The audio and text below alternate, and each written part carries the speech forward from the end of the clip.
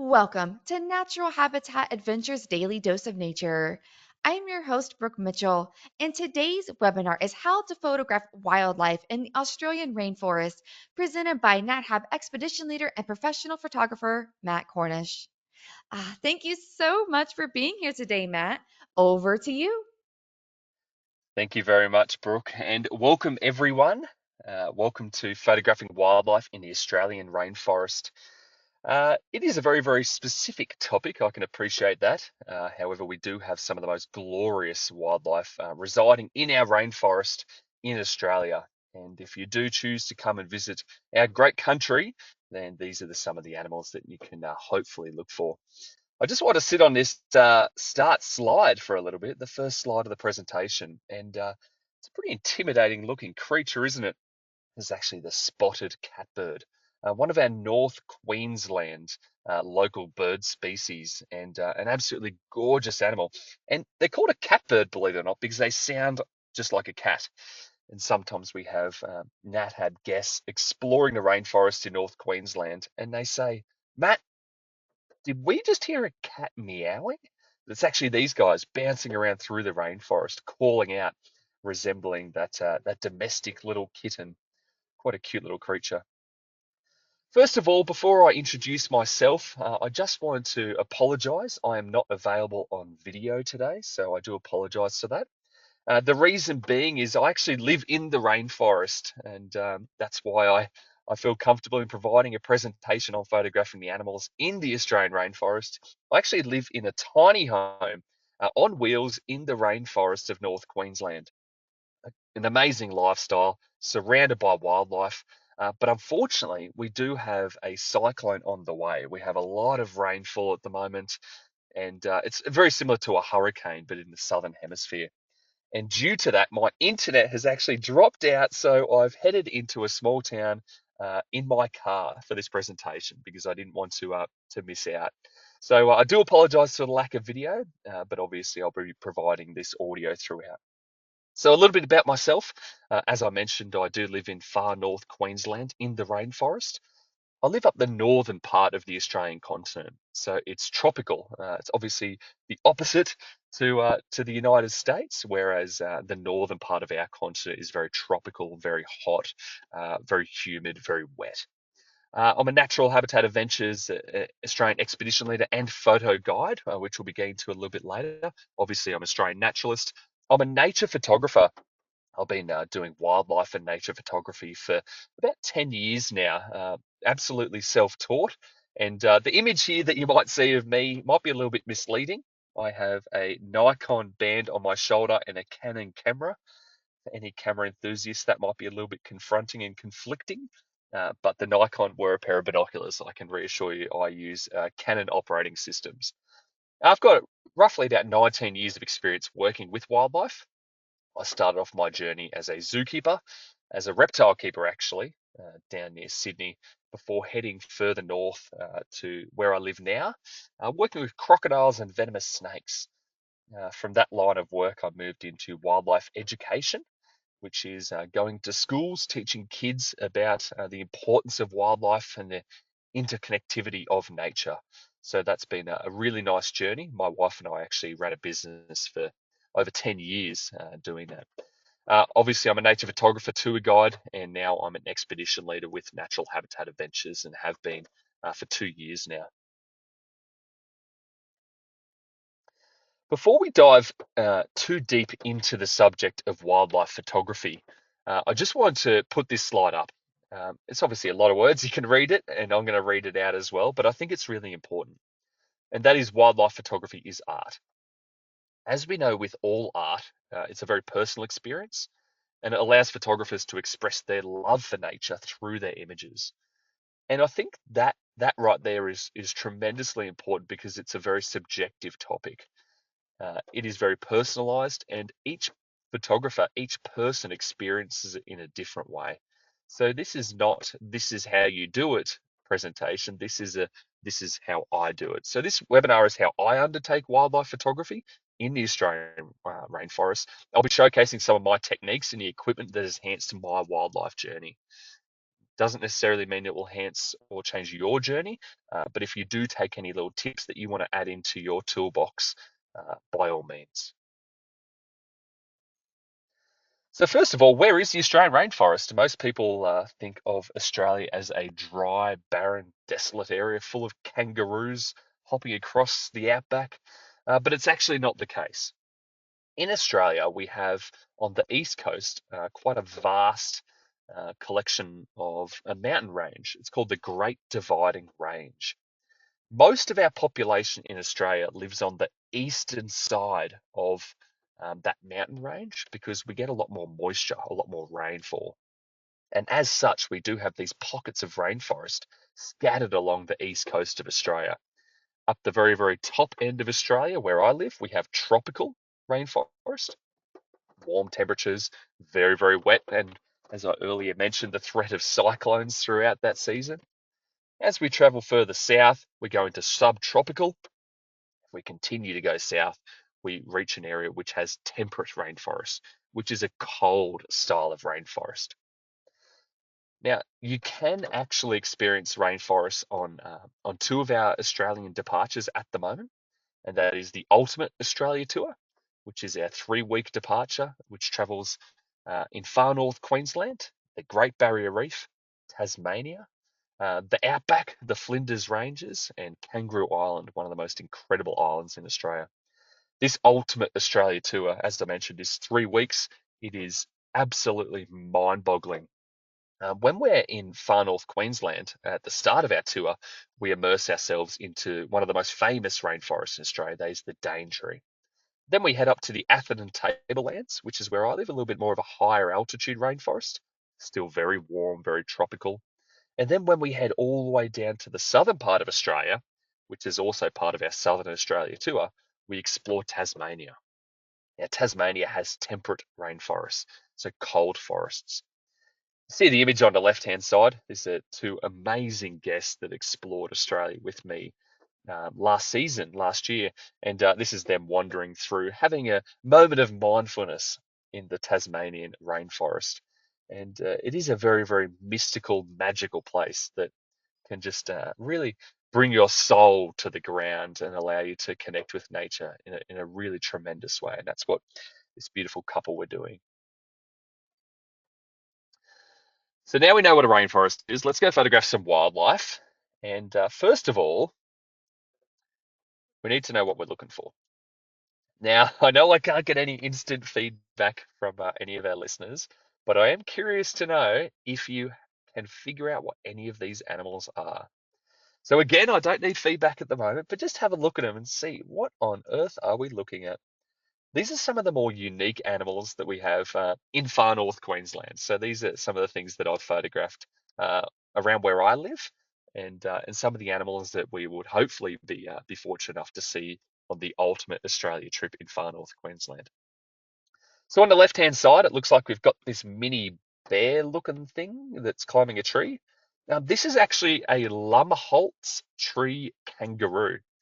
So a kangaroo that can climb trees. Most people have probably never even heard of such a thing, but you can see those sharp claws. This animal uh, has evolved from kangaroos, terrestrial kangaroos, and has moved back up into the trees where their ancestors originated from. So they're only found in far north Queensland rainforest. They're a big target species for some of our explorers when they visit us. In the middle, up the top there, we've got an orange-thighed tree frog. I think one of the most striking animals. I was fortunate enough to photograph this in my backyard actually, but when it's raining, these guys come out in big numbers and they're absolutely gorgeous. Just underneath the frog, we have the Boyd's forest dragon, which is a rainforest tropical reptile that again likes to live in the trees. And then on the right hand side is probably one of our more iconic and famous far north Queensland animals, the southern cassowary, named listed as the world's most dangerous bird, but more so curious than anything else, and one of the animals that we would be searching for when you visit far north Queensland on the Ultimate Australia tour. So just to give you a small rundown, some of the animals that you would hopefully be photographing when you do come and visit Australia. So we have the Wet Tropics World Heritage Area. This is the far north Queensland rainforest.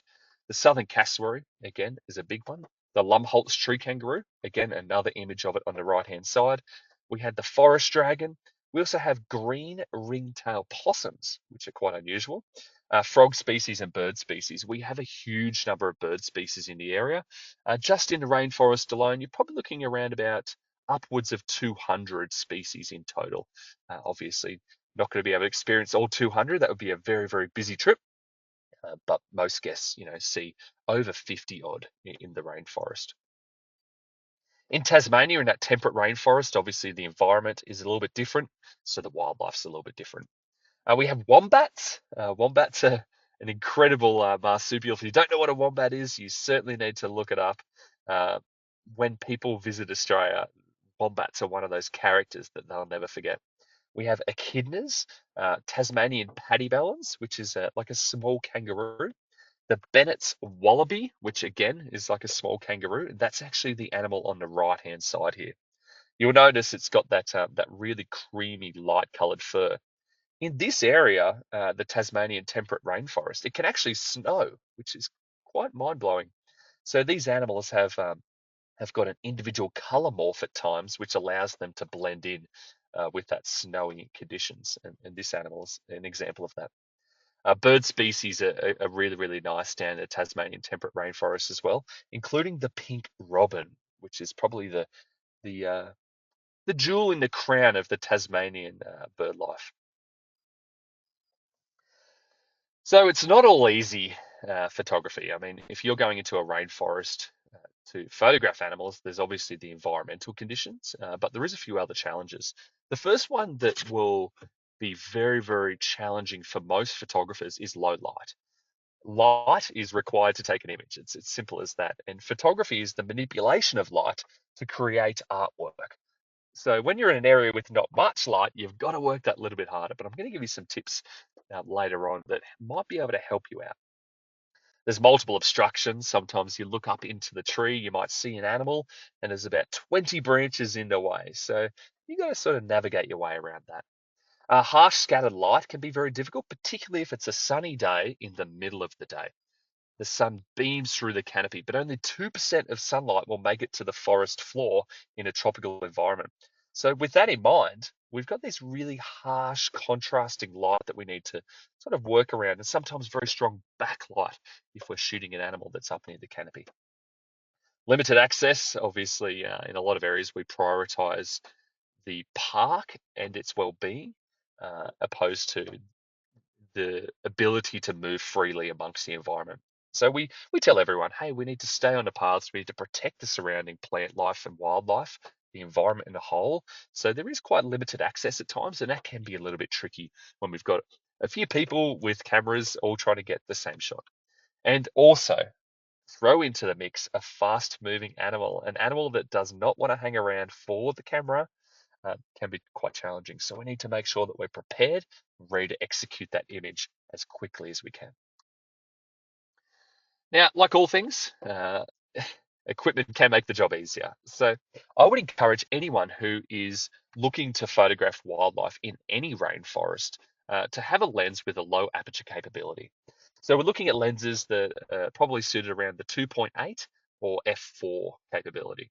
We want to make sure that we can open up that aperture as wide as we can to bring in as much light as we can.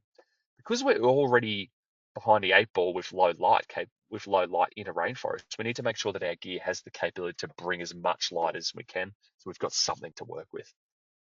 I've photographed many animals with settings of f8. That's due to limited lens capability and the use of extenders, and it is very, very challenging. So I would encourage everyone to use f2.8 to f4 if possible. A tripod can be very, very handy. Obviously, if you're traveling over to Australia, uh, the ability to use a tripod might be limited with luggage. You might have to pick and choose what you bring with you. But if you do have a small, compact tripod, that can come in handy at times. Um, Camera with great ISO capabilities. I I use an R3, a Canon R3. If you're familiar with the Canon gear, the R3 is a couple of years old now. It's a mirrorless camera. The ISO capability of that camera is mind-boggling. Now, when I'm talking about ISO capability, we're going to dive into the topic of ISO a little bit later, but it's essentially your camera's way of providing artificial light into the image, but it does come at a risk. Again, we'll talk about that a little bit later. If you have camera equipment that is a pretty modern camera or maybe mirrorless, the capability of providing ISO to your image, so artificially lightening your image without detracting from the photograph too much, is pretty good. I had an old camera, which was a Canon 6D Mark II. Now, this again is probably about 6, 7 years old now, that model, but the ISO capability was very low. So I could only artificially lighten my images to a certain extent without the image detracting, the quality of the image deteriorating. But again, we'll dive into that topic later. Remote trigger or timer can also be quite handy, particularly if you've got a still subject. So, how do we make low light our friend? First of all, like everything, don't be afraid of it. Don't be scared of ISO. Some people are worried that ISO, if you increase it too much in your camera, then it will actually make your images grainy. So it makes the image almost look like it's got sand on it, which is obviously not great. A lot of people will be too scared to use ISO under the precedence that it may detract from the image and create that grainy look. Anyone who has been undertaking wildlife photography or nature photography or any form of photography for a couple of years will be very familiar with the exposure triangle.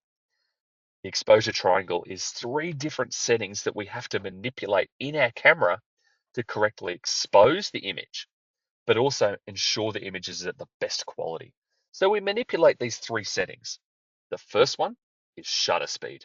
So this is when you take the picture, how fast the shutter opens and closes and brings in light to capture that image. A fast shutter speed will create a crisper, sharper image. A slow shutter speed will make a blurrier, low quality image. But with a faster shutter speed, you don't bring in much light. So we need to manipulate our other settings to ensure that we have a sharp image with plenty of light. I know that might sound a little bit overwhelming, but the exposure triangle is really the fundamental of photography and something that is definitely worthwhile exploring and researching. With that, the other element of the exposure triangle is aperture. So again, we looked at the f-stop capability of our lenses, how much light we can let in through the lens.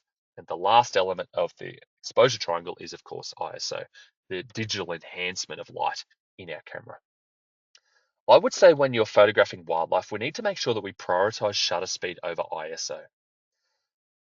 It's very, very easy to fix an image that has a little bit of grain to it. So if we've overused our ISO, we can actually adjust this after the image has been taken in editing programs such as Lightroom. I'm going to give you some examples later on. It is impossible though to fix a blurry image. So if you've got an animal moving and you take a picture, but your shutter speed is too slow and the animal is moving, or you're moving when you're taking the picture, and it's a little bit blurry, unfortunately, we can't fix that in the editing scheme, but we can fix grainy images that have had too much ISO on them. Now, tripods, they're pretty handy as well, but tripods are very limited. Generally speaking, you need an animal that's not moving too much, so an animal that's stationary. The images that I showed you earlier, I showed you a forest dragon sitting on a tree. I used a tripod for that. Now, if you learn your subject, you can better prepare for the subject. This image you see on the left-hand side is an image I took of an incredibly rare bird called the golden bowerbird. You can have a look just below some of the settings I used. I used my old Canon 6D Mark II. Again, ISO capability is very, very low. I used a 400mm lens and I used a tripod. It's a moving animal, but I used a tripod. The shutter speed was 1/30th of a second. Now, this is wildly slow. If I did this handheld, I would need that to be at least maybe 1/640th, around about there, to be able to make that a crisp image and freeze the subject. Aperture 7.1. This was due to the fact that I had a tripod and I was able to increase that. And I used the ISO at 3200. Now, the key is you need to learn your subject. And the reason I say that is because this animal is actually building what we call a bower.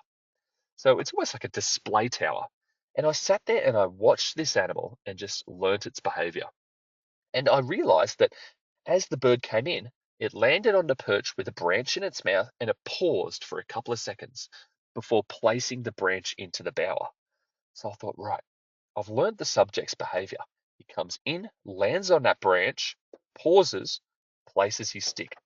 That pause is when I want to get the image. So I had my camera set up, I had it focused on the branch where the bird was going to land, and I had my tripod, everything ready to go. Now, another thing to learn is that every lens that you use has a sweet spot for sharpness, and generally it's 3 f-stops above its lowest level. So when we increase the aperture, click, click, click, we go 3 stops up. My 400mm lens, the lowest f-stop I could use is 5.6. So by going click, click, click up to 7.1, that's the sharpest point of the lens. So I realized that's the point that I want to be shooting this animal to get the best result. And with the tripod, it allows me to be able to access the sweet spots for these lenses and bring out that little bit more depth of field in the image as well. Again, guys, we are going to have question time at the end. So if you've got any questions, feel free to write them down or type them down your phone, take any notes, and we can go through them at the end. Now, again, ISO is not the monster that we need to run and hide from.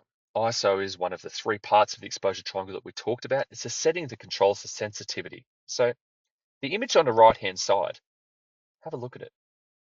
Beautiful. This is a young Lumholtz tree kangaroo. This is one of my favorite images I've ever taken. And fortunately, I only took it about a month ago.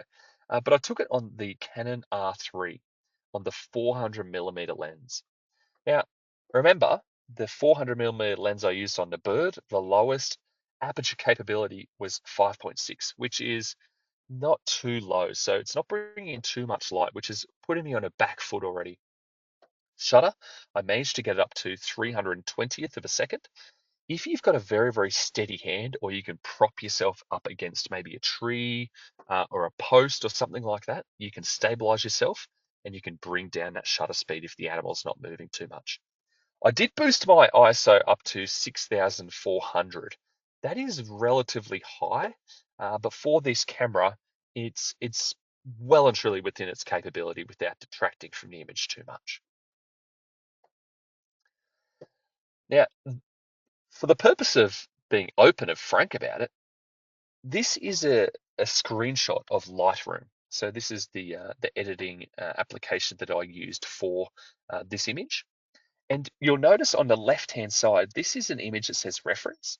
This is an image before I tried to remove some of the grainy ISO noise. So you can see by looking at the green here, it's a little bit, as I said, I guess the best way of describing it is it's grainy. Looks like it's got sand in it. It's very, very fine details, a little bit too sharp almost. Now this is from excessive use of ISO. And again, you can see on the far left, I've cropped in quite closely on the tree kangaroo's head here. So in a full frame image, it wouldn't be too noticeable, but I like to fix up my images as best as I can. On the right-hand side, I've got an image that I've cleaned up. So you can see in the background, it's not grainy at all. It's actually nice and smooth, but it also hasn't detracted away from the sharpness of our subject here. I used an editing program called Topaz Denoise for this. If you're into fine art or you've really dived into nature photography, you'll probably be aware of this program. It is very, very well known. But by putting it through the program and just gently dropping some of the noise, it's called denoise, removing the grainy part of the background, we're able to fine tune our image and make sure it's of high quality. So I just wanted to show you that before and after of the use of Topaz denoise. So even if your image does get a little bit grainy from excessive ISO, we're able to clean it up afterwards. And of course, every confident photographer will show you the before and after image. You'll notice that the before image, this is straight off the camera. This is a raw image taken on my Canon R3. You'll notice it's very dark, it's very green, there's not much detail there. And then all of a sudden on the right-hand side is just tremendously lit, it's crispy, it's beautiful.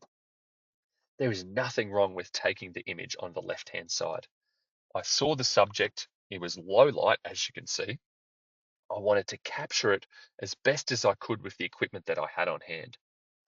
By prioritizing shutter speed and not overusing my ISO, but still bringing it up to a reasonable number, I was able to freeze this animal in movement. So I didn't have any blurry movement, and I was able to stabilize myself when I took the image to ensure that the subject's nice and sharp. I've got this image, I've put it into Adobe Lightroom Classic, and then I've started to work on it. My workflow, you can see on the right-hand side some of the settings that I've adjusted. The key here was bringing out the shadows. So I lifted the shadows, which brought more light to those underexposed areas. I added a little bit more black and a little bit more white to bring in that contrast, but not too much. I dropped the contrast down a little bit, but I do like the strength of blacks and the strengths of whites, hence why I've done that. And also just gently increase the exposure just a little bit. Um, Also, you'll notice the image on the left-hand side. When it comes to white balance, it is quite cold. It is quite green. So in the settings on the right-hand side here, you can see I've just gently increased the temperature and also adjusted the tint a little bit away from green and more towards the pink. This, I believe, brings out the natural colors of what I was seeing when I was in the rainforest with this animal. So it's not really manipulating the image, it's more so recreating what you explored and witnessed in the field. So, how do we combat challenging light? We have a fair idea of how to deal with low light, but what about challenging light? First of all, this animal right here is what we call a spectacled flying fox, one of the animals that you can experience on the Ultimate Australia trip. As part of that itinerary, actually, we go to a hospital where these little guys are being saved. Unfortunately, they are endangered. They were very, very close to being critically endangered, in fact. But thanks to the good work of some conservationists at a hospital, their numbers are slowly increasing in the wild. But again, that's a completely different topic. This image here was very, very challenging light. Not only can rainforest light be dark, but as we mentioned at the start of the webinar, it can be very heavy, very harsh. So bright light and then not much light. And also, subjects can be backlit. If a subject is backlit, generally when we look up with our naked eye, we might see a silhouette. And this is not ideal photography. Sometimes it might be good for an artistic point of view, but if you want to bring out the details and the character of the animal, don't want to settle for a silhouette. If there's no light, we can actually use a thing called masking, which we can have a chat about a little bit later. But with this particular image, if we want to combat uh, an area where light is pouring out from behind, we have a couple of options. We can either move ourselves, so we can manipulate our position and we can put vegetation or something behind the animal which blocks that harsh light coming to the back of the animal and can assist us in removing that silhouette styled image. So we're bringing out the detail. Or if you do not have something to manipulate behind the animal, so if you don't have the ability to move yourself and put vegetation behind the animal, then you're going to have to gently overexpose your image. Uh, Overexposing your image just gently, enough to bring out a little bit of the details of the subject without blowing out the image, of course, from the excessive sunlight. Again, we can increase those shadows, we can increase the detail of our subject in the editing phase. But these are just a couple of tips to help you in camera in the field to give you the best opportunity of being able to make the most out of your image when you get back home and you get behind your editing software. Now, this is another image that I have photographed in very, very low light. This cute little bird here is called a grey-headed robin. Again, one of our North Queensland, he's actually an endemic North Queensland rainforest birds. You can see on the left-hand side, I've taken the image. It's sharp, it's crispy, it's nice. It's actually taken at ISO 8000, which is pretty high, but I didn't really experience too much grain because I exposed it well. If you use too much ISO and overexpose your image or underexpose, that's when the grain is very visible. But if you really nail that exposure triangle well, you can actually avoid too much grain. And that's what I was fortunate enough to have here. But you'll notice on the left-hand side, it's a little bit dark, but it's still exposed all right, but it's just lacking life. So it's lacking the guts, the substance that brings this photograph into a piece of art. On the right-hand side, you can see the image has been manipulated very gently. I've used a masking for this one. So in Lightroom, we have a masking capability. On the right-hand side, if you go to the histogram with your eyeballs, you can see all the settings, 8000 ISO, 560 mil. I used a 400 mil lens with a 1.4 extender, which blew it out to the lowest aperture of f8, and again, shutter speed of 320. I'm pretty comfortable in lowering my shutter speed down to 320 with steady hands. But just below where it says the shutter speed, 1/320th of a second, it's got a circle. And that circle is the masking setting on Lightroom. What you can do is you can highlight a particular type of part of the image rather, and you can edit just that part. So with the power of masking, we're able to change where the light flows in the image. So instead of having this flat image on the left-hand side, we can bring it to life. The masking that I used on this particular image on the right-hand side, I used the masking tool and I selected subject, and it actually automatically highlighted the bird, which was really nice. And I just gently increased the exposure on the bird, and I gently dropped down the contrast. So I want to really add some more light and color to it without really detracting too much of the image. Also, you'll notice on the left-hand side, it's very, very light compared to the previous image. What I've done is I've created a mask. I've dragged it across from left to right across the frame, and I've highlighted really about 2/3 of the image from the left to almost the middle. I've increased the exposure on this particular part of the image. And what it's done is it's artificially suggested that there's some beautiful warm light coming through the rainforest and illuminating our subject. So even though I didn't have that benefit in the field, I had this low light, really dull image, I was able to enhance it and bring the image to life. I was able to replicate beautiful light, warm light coming through. Sometimes when I add that masking light to the image, I'll just gently warm it up. And you can see on the settings here, temperature +3 on the temperature there. So I've gently warmed it up, which gives it that beautiful morning or afternoon feel. And again, I feel like it brings the image a little bit brighter to life and adds that bit more substance to it. Oh, threading the needle, how to deal with obstructions. Again, we've talked about ISO capability and low light and a little bit of editing and denoise and masking. Again, I'm cruising through these topics uh, pretty quickly. So if you do have any questions, your time will be coming up, and I'm more than happy to answer anything about some of these challenging issues we might be facing. And it's not just directed at rainforest photography in Australia. It could be rainforest photography anyway. I mean, you could be traveling to Costa Rica and you could be encountering some of these issues. This is obviously universal for some of those things. And this is obviously specific to Australian wildlife and the animals that I've encountered in my travels. Now, sometimes when we look up at the rainforest, look up in the canopy, we see something that just takes our breath away. And this image you see on the right hand side was one of those moments. It's a moment I will absolutely never forget. One of those, when you go on a trip and you say to the guide, hey, what's one of the best things you've ever seen? This is one of my guide stories. This is one of the most insane encounters you could ever witness. It is a Lumholtz tree kangaroo Joey, so a baby, that's poked his head and tail out of the pouch of mum and is looking down at me.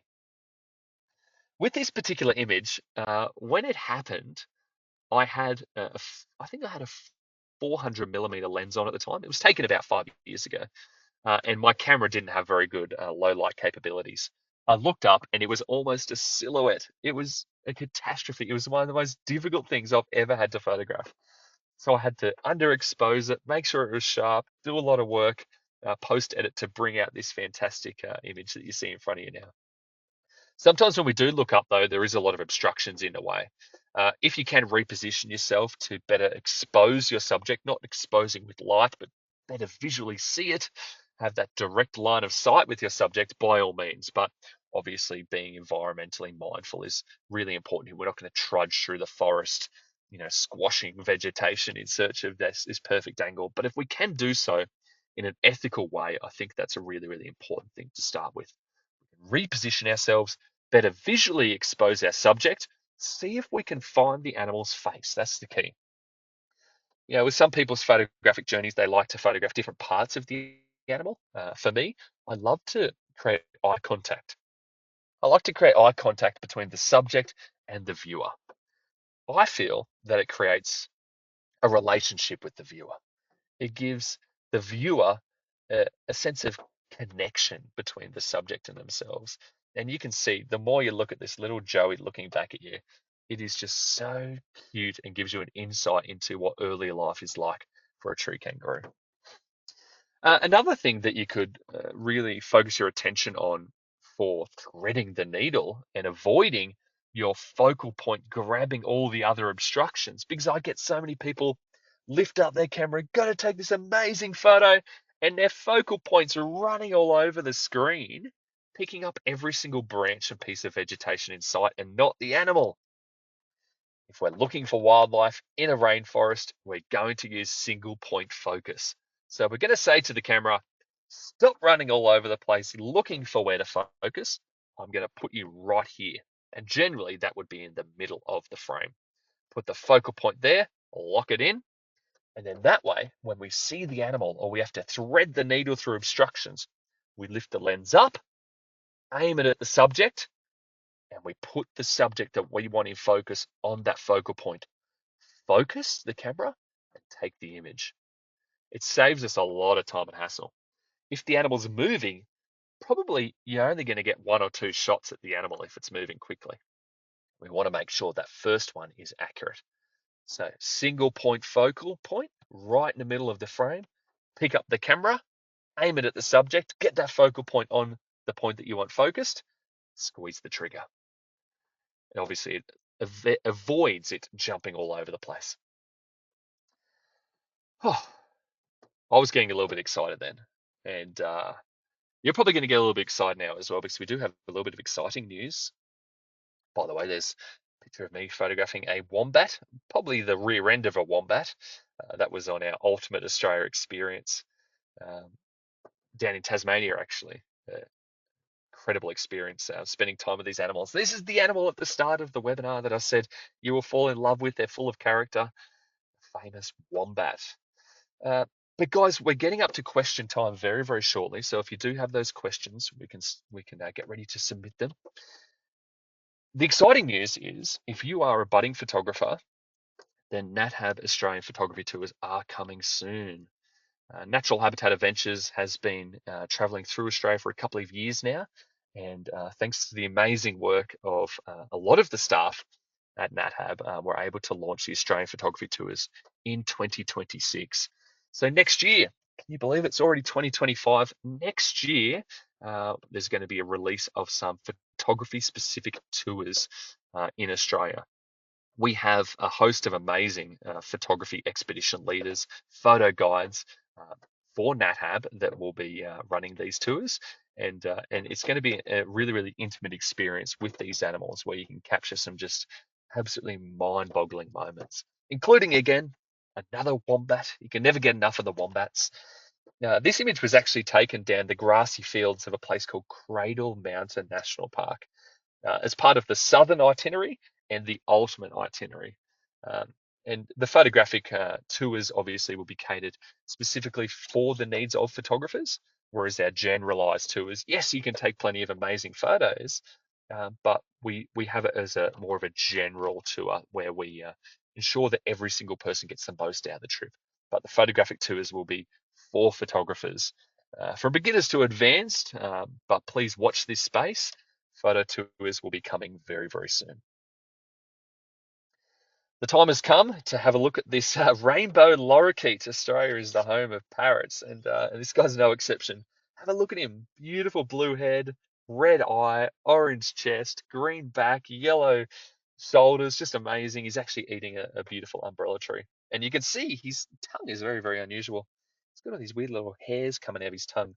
This is actually a nectar feeder. So he sticks that tongue into flowers, gets that brush at the end of the tongue, rubs it all through the flower, and then gets all the nectar out. He eats a lot of nectar. So he's full of energy, full of sugar, and he's a crazy character that you will probably meet if you come to Australia.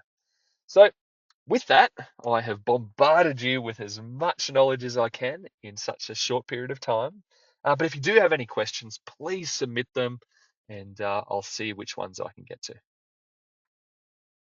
Wonderful, Matt. That was incredible. Yes, you were able to pack so much information in a 40-minute time window. So, everybody in your GoToWebinar control panel, there is a little questions box there. If you have anything that you would like me to ask Matt, go ahead and plop it in there and we'll see how many questions we can get through in the rest of the time we have.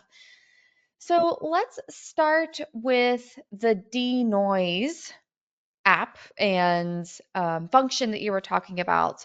Could you Mm. maybe go a little further? What is Topaz? Is it available in Lightroom or is it a separate app? And if so, where can somebody get it? Absolutely. Topaz Denoise is the name of the program. So Topaz Denoise. And it's a one-time subscription. In Australia, I purchased it a couple of years ago, just as a once-off subscription. I don't have to pay, yearly or anything. It's just a once-off payment, which is excellent. Once you've got it, it automatically links up with Lightroom. So when you're in Lightroom, if you're looking at your image, let's say I'm looking at this rainbow lorikeet image here, and I realize that it's quite grainy, or maybe it's just a little bit soft. It's not as sharp as I would like it to be. I can right click on my image, go edit, and then it will say edit in, and I can select Topaz Denoise.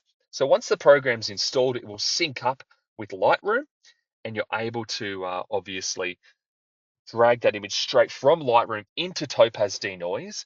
You have a selection of sharpness and denoise. So you just slide the bars across on the sharpness scale to increase the sharpness of your image, and also slide it across to increase the denoise. You do need to be mindful though, if you slide the sharpness scale across too much, the noise will become more obvious. And if you slide the denoise across too far to counteract that, your image will look a little bit almost artificial. It just won't look natural. So we need to use it very, very carefully. But it's a very, very powerful tool if used correctly. And I'm just going to go back to this one here. I mean, you can see the results straight away. This was a very, very basic edit, dragged it through Topaz Denoise, just cleaned it up that little bit, but still maintained the sharpness of the tree kangaroo's face, and just beautifully softened out that background. That's what you can achieve in Topaz Denoise. If you don't have Lightroom, you can use Topaz Denoise on its own. You just need to open up the program itself, import the image, and then adjust the settings. But for me, I find it really handy being able to have it synced up to Lightroom in itself. There we go. Very, yeah, very helpful. Next, are there any other AI based masks that you like to use on your photos?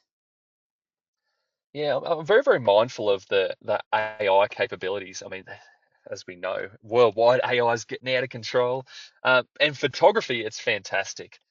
I try to do as much as I can manually. So I try to make sure my image is as best as possible in camera, or as best as possible that I can fix later on in editing. And we saw that with um, not only this image, which we obviously brought a little bit more to life, but this image as well.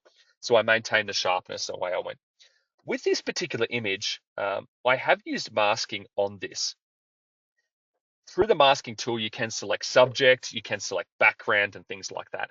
Uh, Although it's not always accurate. When you press select subject, it may not light up everything that you want. So in this particular case, I might think, well, I really want to light up the branch and the tree kangaroo. But the AI function of the masking might say, well, we detect the subject is only the tree kangaroo and not the branch. So it can be a little bit more difficult. And that's when you have to manually create masking with the brushing capabilities. Uh, for me, I don't really dive too much into any more AI masking other than sometimes subject select and sometimes background select. But it's very, very unreliable, particularly when you've got a lot of other things in the frame as well. And it may not recognize them as subjects. Very helpful. Next, do you ever use or could somebody use HDR to help out with the scene when there's shadows and bright areas? Yeah, HDR images are helpful, but I tend not to use them too much, particularly for wildlife. So for people that are unfamiliar with HDR, it is when I call it bracketing. So you've changed the function on your camera to take multiple exposures at different exposure levels. So it might take an image that's really dark, an image that's perfectly exposed, an image that's bright. And then by importing them through an application like Lightroom, you can combine all of the light and make it the best light capable from all those different exposures to create this really amazing, striking image. For wildlife, though, you need to be very careful. Number one, if you're using a HDR image, if you're bracketing, you need to make sure that you're probably using a tripod. If you're not using a tripod, you're doing it handheld, and there will be a little bit of movement between all three shots. Unless your shutter speed is insanely fast, which is hard to achieve in a rainforest, you need to make sure that all of your shots are identical. Otherwise, it can't stitch them together properly. So we need to make sure the camera's not moving and the subject's not moving, which, excuse me, can be very, very difficult to achieve. So I use HDR for things like landscapes in a rainforest. You've got this amazing tree in the Atherton Tablelands near where I live, and it's a giant fig tree, just glorious character of the rainforest. And when I photograph that, I get a beautiful wide angle, a tripod, I get down low, and I take multiple exposures and I stitch them together and manipulate it into this beautiful, even, nice light. For wildlife, it is unbelievably difficult to achieve. So I think it's probably best to concentrate on getting the settings right in the camera and working on it afterwards in Lightroom opposed to trying that bracketing system. Fantastic. That was very informative. Next, could you maybe explain a little further why you go ahead and you use these higher ISOs in Mm, general? If some, cameras nowadays, they have higher and higher ISOs and they keep getting better and better. And what is mm, it best that we use those when we're out in the rainforest? What are your thoughts? absolutely. If you obviously your aperture is low, so we're not going to worry about manipulating our aperture too much unless you have the luxury of a tripod, which we talked about with the golden bowerbird scene. The next two parts of the exposure triangle are shutter speed and ISO. If your shutter speed is too slow and your animal or yourself is moving, which is absolutely going to happen, you're going to have a soft, blurry image. That is very, very difficult to fix when you're editing. ISO is the third part of the exposure triangle that we can manipulate. If we have our aperture low, we get our shutter speed to a point that makes the animal nice and sharp without creating any motion blur. ISO is the only thing that we can manipulate to brighten or darken the image. So by increasing the ISO, yes, we do have the fear of noise, and most people are terrified of a noisy image. But when used sensibly, absolutely, it's very, very handy. My old Canon 6D Mark II, I would bring the ISO up to maybe around the 4,000-5,000 mark, and I would start to notice some grain. With my Canon R3, I'm shooting it much higher, 8,000, 10,000, and I'm only noticing a little bit, which can be very, very easily tidied up. Um, it's better to have a small amount of noise than to have any motion blur. So I would encourage you, if you are scared of increasing your ISO to a capability that's going to create a little bit of grain or you're a little bit hesitant, just make your image a little bit darker then. That's fine. That way you can increase the light later on. This image is a perfect example. I had the ISO at 6,400. I thought, oh, I just got this camera, by the way. I'd only had the R3 for a couple of days. I thought, oh, I don't know if I can go any higher. So I shot it a little bit darker. And as you can see, you can change the image very, very easily in Lightroom and fix it up. And also, you can denoise it quite well. So I would absolutely please explore your ISO. Most cameras I probably wouldn't go any more than 10,000, but absolutely you should explore it as much as you can. It's the part of the exposure triangle that we can easily fix up any errors post shoot. The other ones, way too difficult. Very helpful. Next, is it possible to do the single point focus photography on an iPhone? Mm. Very, very good question. I like it a lot. iPhone photography is so popular now, and I think I missed the ball with that one. I haven't explored iPhone photography too much, but I do have an iPhone in my hand, and if I put the camera on right now, wherever I touch on the screen is the focus point. So if I was to hold up my iPhone and look at a subject, and he's hidden amongst all these branches, I can either zoom in or I can just stay on one time zoom, press the subject, and as soon as I press the subject, that's the focal point. So yeah, it's essentially like single point focus. You hold it up, press the subject on your screen, and it will focus on it. Now, another little handy tip is when you do that, when you press the subject, a little sun will appear on the right-hand side of the focal point. This is for iPhones only. With that little sun, you can actually touch it and drag it down or drag it up, and it increases or decreases the exposure. So your iPhone is set on auto exposure, obviously. So where you move it around, it adjusts the exposure to the light. But once you press it, focus on your subject, you can drag that light up or down to either over or underexpose it, depending on what artistic needs that you have for your image. iPhone photography is becoming so popular, and I love it. It's great. Yes, making photography way more accessible to more people. It's quite incredible to see where our phones have come in the past decade.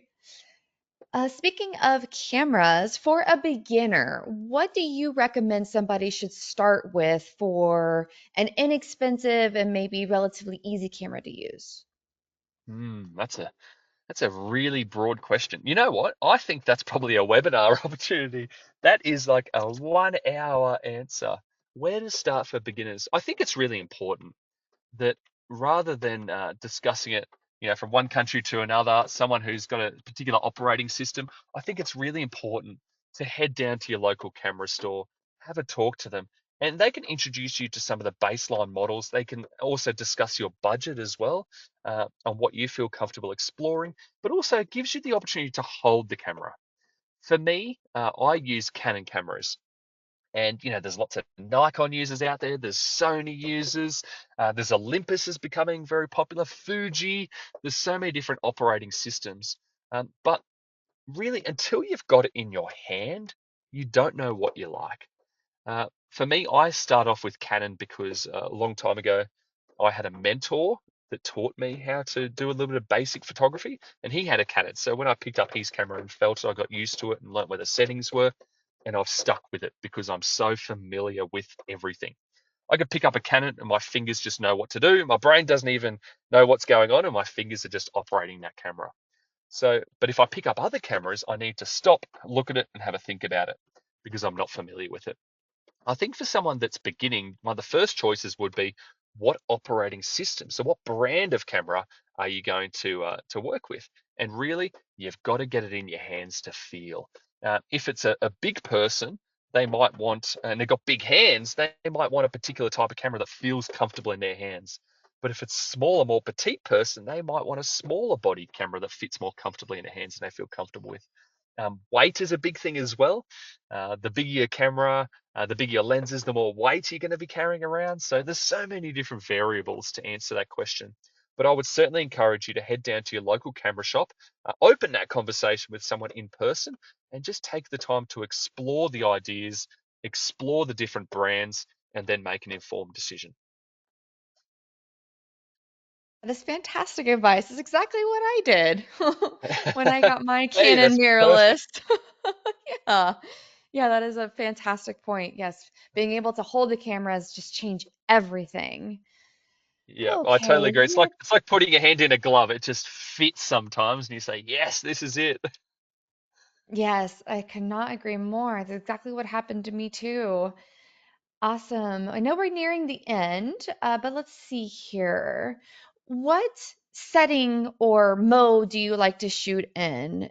Are you always manually setting your ISO, or do you use one of them that will auto set your ISO? Okay, so there's so many different functions on cameras that you can lock in certain settings and then you allow your ISO to be auto. For me, I'm probably a little bit different because I was mentored a while ago by a photographer. I pretty much went through the school of hard knocks, and that was, Matt, so you see on your camera where it says manual.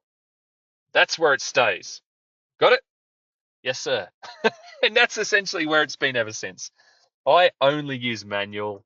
A lot of people explore other settings so they can, you lock down your shutter speed, lock down your aperture, and then you just move around a rainforest with auto ISO. That can be very, very handy. For me, I'm not like that. I've just been stuck on manual my entire existence. I like to have more control over my settings. Sometimes the auto function is great for bringing in the optimal light. But as you saw with this image, I deliberately underexposed it so I could create an image that I'm happy with later on, and I can really enhance the lighting post shoot and with minimal grain.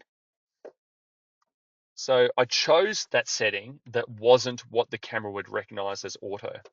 I feel like it's like driving a manual vehicle. You have more control and you can choose when to go up and down gears.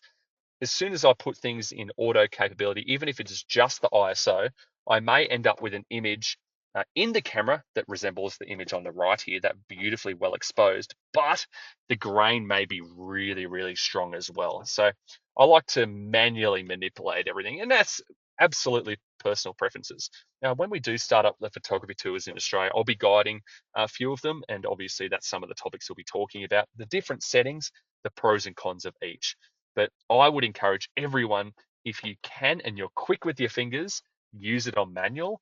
But if you don't feel comfortable enough in that, lock down your f-stop and your shutter speed and allow your ISO to go into the auto function. Absolutely.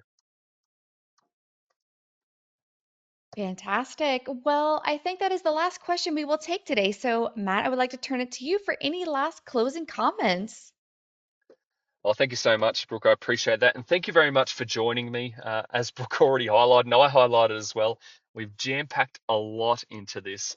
Um, if anyone did have any recommendations or thoughts on advice that they would like to see in the future, or maybe a topic that we can cover off on, obviously feel free to contact NatHab at any times. I'm more than happy to customize webinars to suit the needs of the viewers of what they want to see and what they want to explore. It's an amazing world out there, the natural world. It's glorious in every single way.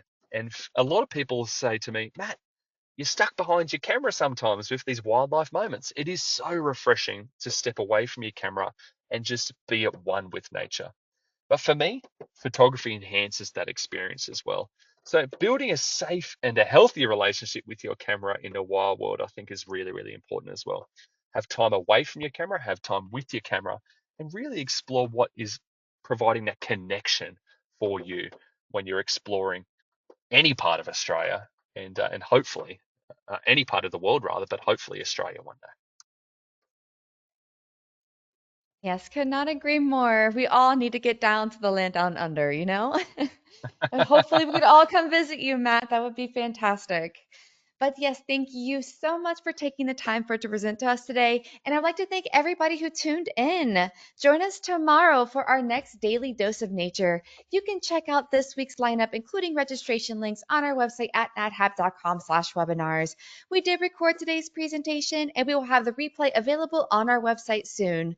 Remember, if you're a part of a photo club and would like a Nat Have photo guide to speak to your members about nature and travel photography, please email us at webinars@nathab.com. With that, I will conclude the webinar. Goodbye, everybody.